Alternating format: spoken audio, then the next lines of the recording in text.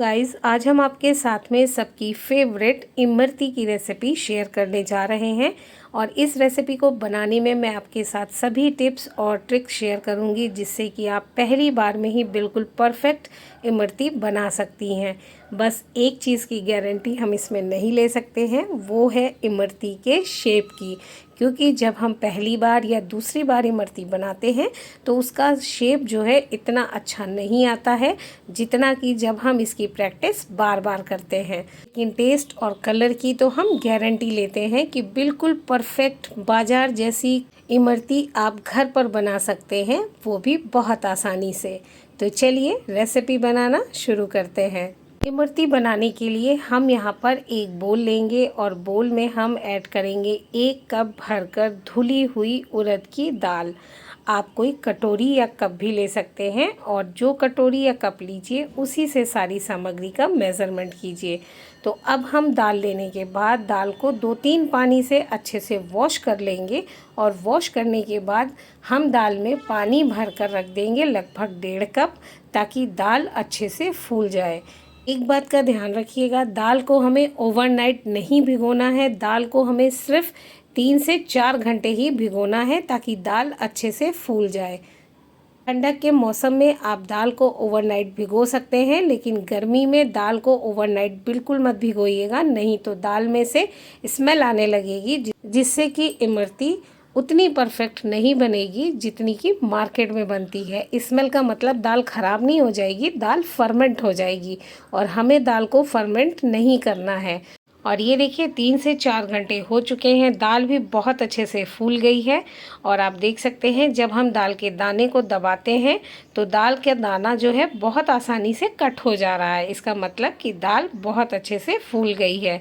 तो अब हम दाल को पीसेंगे। वीडियो को स्किप बिल्कुल भी मत कीजिएगा, क्योंकि दाल को पीसने में भी एक ट्रिक होती है। तो सबसे पहले हम दाल का पानी हटाएंगे। तो ये देखिए हमने दाल का पानी हटा दिया है और दाल का पानी हटाते समय हमने स्ट्रेनर का यूज़ किया है, क्योंकि दाल में बिल्कुल भी पानी नहीं होना चाहिए, इसीलिए मैंने दाल को छन्नी से छान लिया है। दाल का पानी हटाने के बाद अब हम एक मिक्सी का जार लेंगे और इस जार में हम थोड़ी सी दाल ऐड कर देंगे। आप चाहें तो एक साथ दाल को पीस सकते हैं, लेकिन एक साथ दाल को अगर आप पीसेंगे तो हो सकता है उसमें पानी की मात्रा ज़्यादा लगे। इसीलिए हम दाल को थोड़ा थोड़ा पीसेंगे, ताकि दाल को पीसते समय हमें पानी का यूज़ कम करना पड़े। अगर दाल को पीसते समय हम पानी का यूज़ ज़्यादा करेंगे तो दाल गीली हो जाएगी, जिसकी वजह से इमरती का जो शेप है वो सही नहीं आएगा। इमरती फैल जाएगी या चपटी हो जाएगी। जार में दाल को ऐड करने के बाद अब हम जार को बंद कर देंगे और दाल को पीसेंगे। दाल को पीसते समय इस चीज़ का ध्यान रखिएगा कि मिक्सी को भी हमें रुक रुक कर चलाना है। अगर एक साथ हम लगातार मिक्सी को चला देंगे तो मिक्सी भी जल सकती है, इसीलिए मिक्सी को रोक रोक कर ही हमें चलाना है। चलिए अब हम जार को खोलकर चेक कर लेते हैं और आप देख सकते हैं कि दाल पिसी तो है, लेकिन पूरी तरह से इसका एक महीन और स्मूथ पेस्ट बनकर नहीं तैयार हुआ है। तो इसके लिए हम पहले दाल को स्पून से 1-2 बार चला देंगे, यानी ऊपर नीचे कर देंगे, और उसके बाद हम फिर जार को बंद करेंगे और दाल को पीसेंगे। दाल को दोबारा पीसने के बाद हमने फिर से दाल को चेक किया और उसके बाद दाल को फिर से एक बार चला दिया, ताकि दाल ऊपर नीचे हो जाए, और उसके बाद फिर से हम जार को बंद कर देंगे और दाल को पीसेंगे। दोबारा दाल को पीसने के बाद आप दाल को देख सकते हैं, दाल कुछ इस तरीके से दिख रही है, लेकिन अभी भी दाल पूरी तरह से स्मूथ पेस्ट बनकर दाल का नहीं तैयार हुआ है। इसीलिए एक बार फिर से हम दाल को चला देंगे और दाल को चलाने के बाद अब हम इसमें ऐड करेंगे 1 टेबल स्पून पानी। पानी हम बहुत थोड़ा थोड़ा ऐड करेंगे। पानी ऐड करने के बाद अब हम जार को बंद कर देंगे और फिर से दाल को पीस लेंगे। पानी ऐड करने के बाद जब हमने दाल को पीसा तो आप देख सकते हैं कि दाल कुछ इस तरीके से दिख रही है, यानी दाल थोड़ा सा महीन हुई है, लेकिन अभी भी दाल पूरी तरह से महीन नहीं हुई है। तो फिर से हम दाल को चला देंगे और इसमें ऐड करेंगे 1 टेबल स्पून पानी। पानी ऐड करने के बाद अब हम जार को बंद कर देंगे और दाल को फिर से पीस लेंगे। और ये देखिए हमने दाल को पीस लिया है। चलिए हम फिर से दाल को चेक कर लेते हैं और देखने से ही लग रहा है कि दाल का एक स्मूथ पेस्ट बनकर तैयार हो गया है। हमने यहाँ पर टोटल लगभग 2 टेबल स्पून पानी का यूज़ किया है और दाल का एक स्मूथ पेस्ट बनाकर तैयार कर लिया है। इसी तरह हम सारी दाल पीस लेंगे। बस ध्यान रखेंगे कि दाल पीसते समय हमें पानी का यूज़ बस उतना ही करना है जितने में दाल का एक स्मूथ पेस्ट बनकर तैयार हो जाए।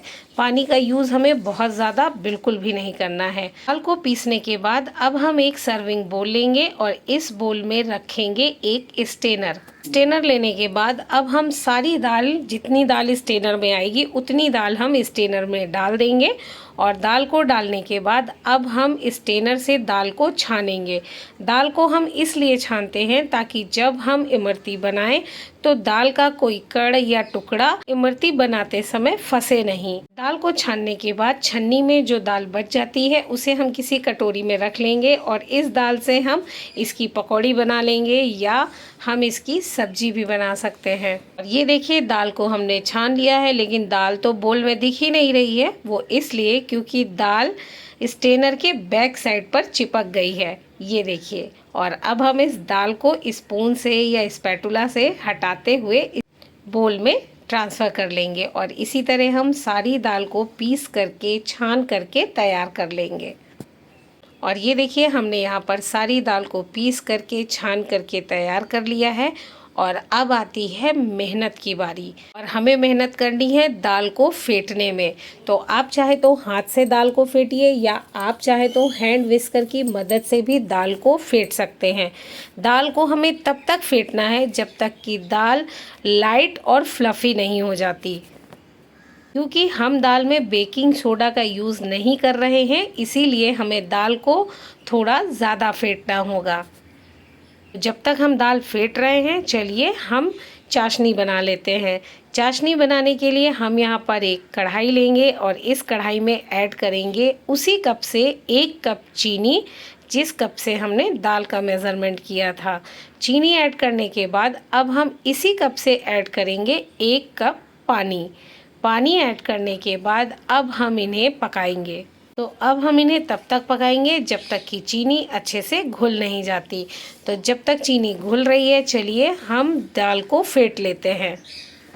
और ये देखिए चीनी बहुत अच्छे से घुल गई है। तो चलिए हम इसे चेक कर लेते हैं। तो चेक करने के लिए थोड़ी सी चाशनी हम अपनी उंगली पर लेंगे और इसे चेक करेंगे। तो चेक करने से पता चल रहा है कि चाशनी में अभी तार नहीं बन रहे हैं, सिर्फ चाशनी हल्की सी चिपचिपी हुई है। हमें चाशनी को इतना पकाना है कि चाशनी में आधा तार बनने लगे, यानी तार बनके टूट जाए। चलिए चाशनी को अभी हम थोड़ा और पका लेते हैं।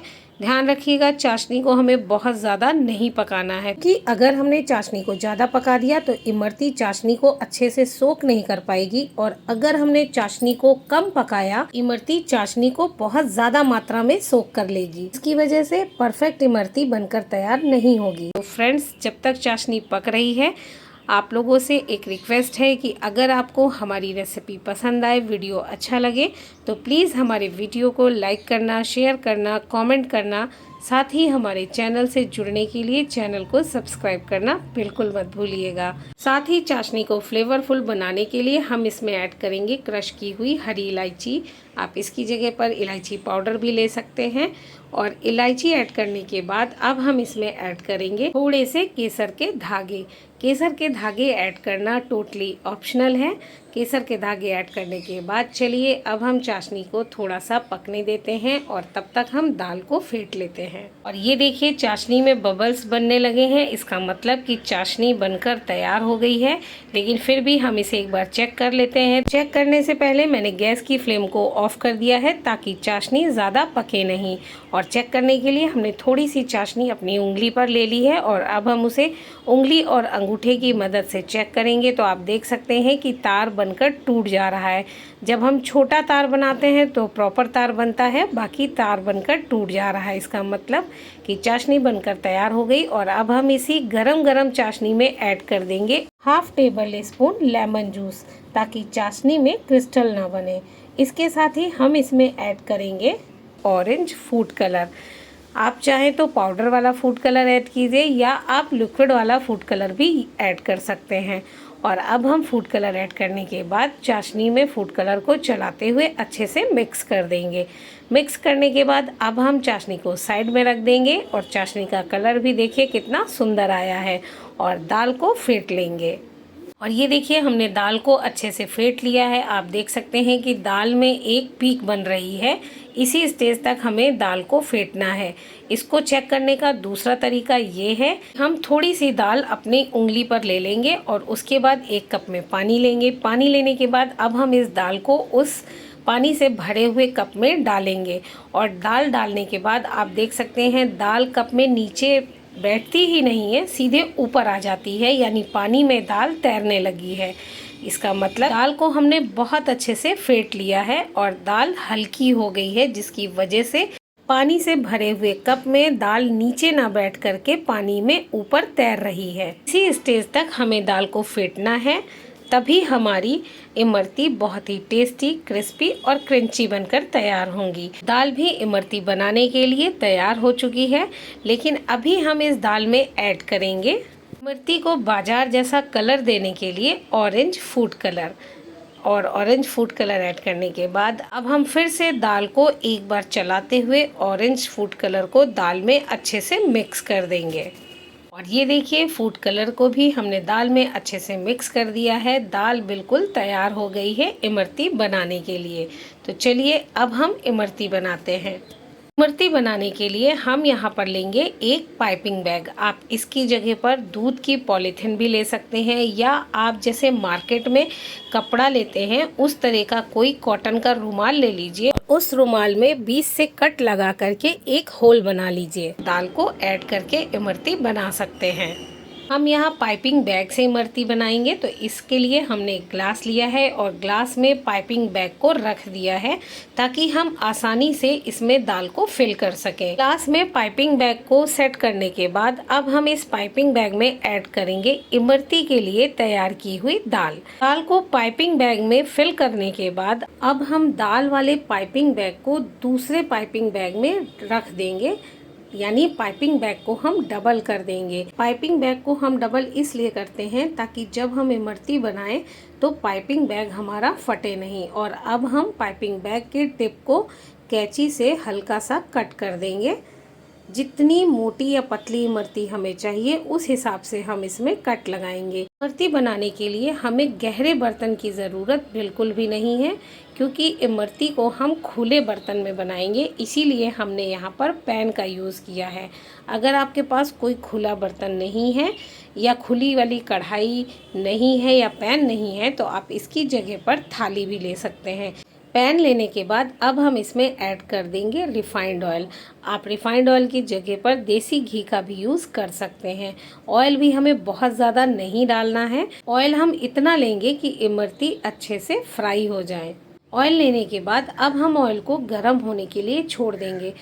गर्म होने का मतलब ऑयल को हमें बहुत ज़्यादा गर्म नहीं करना है, सिर्फ मीडियम हॉट ऑयल या मीडियम हॉट ऑयल से कम हल्का गर्म हमें सिर्फ ऑयल को करना है। और जब ऑयल हल्का सा गर्म हो जाएगा तब हम इसमें पूड़ी छानने वाला झन्ना ले लेंगे और उस झन्ने को ऑयल में डीप कर देंगे। करने का मतलब ये है कि झारा पर हम ऑयल लगा लेंगे। पहले अभी हम एक इमरती आपको झारा के ऊपर बनाकर दिखाते हैं।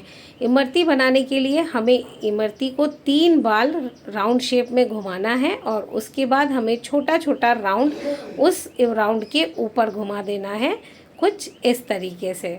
और ये देखिए इमरती का शेप कितना सुंदर आया है। थोड़ा सा बिगड़ गया है लेकिन कोई बात नहीं, इतना तो चलता है। अब हम इस इमरती को ऑयल में पकने के लिए छोड़ देंगे। जैसे इमरती पक जाएगी ये अपने आप ही झन्ने को छोड़ देगी।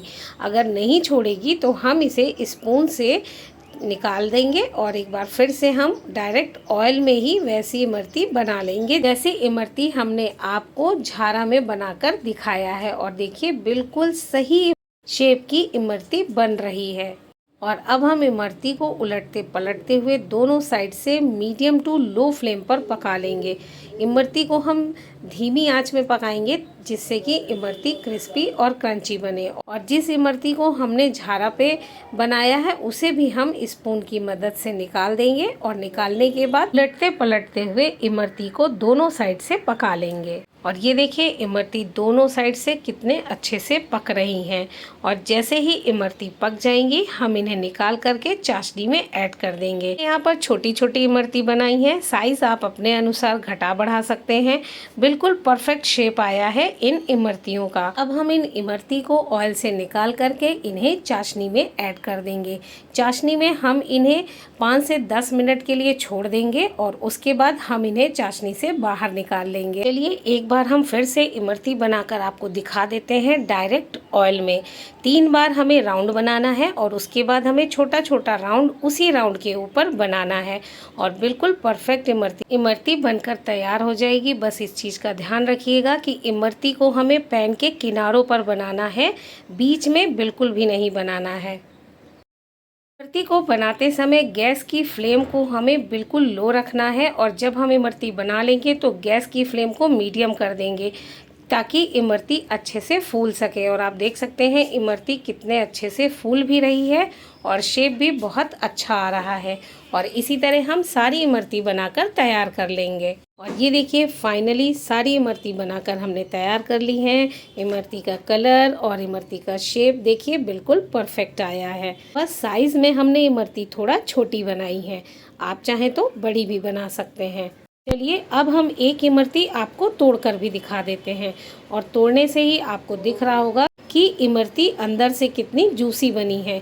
इमरती ने चाशनी को बहुत अच्छे से सोक किया है। जब हम इमरती को प्रेस कर रहे हैं तो आप देख सकते हैं चाशनी बिल्कुल अंदर तक गई है। बिल्कुल परफेक्ट मार्केट जैसी इमरती बनकर तैयार हुई है।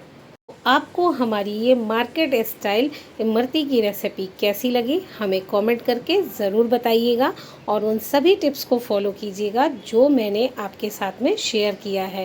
पहली बार में ही आप बिल्कुल परफेक्ट इमरती बनाकर तैयार कर सकते हैं।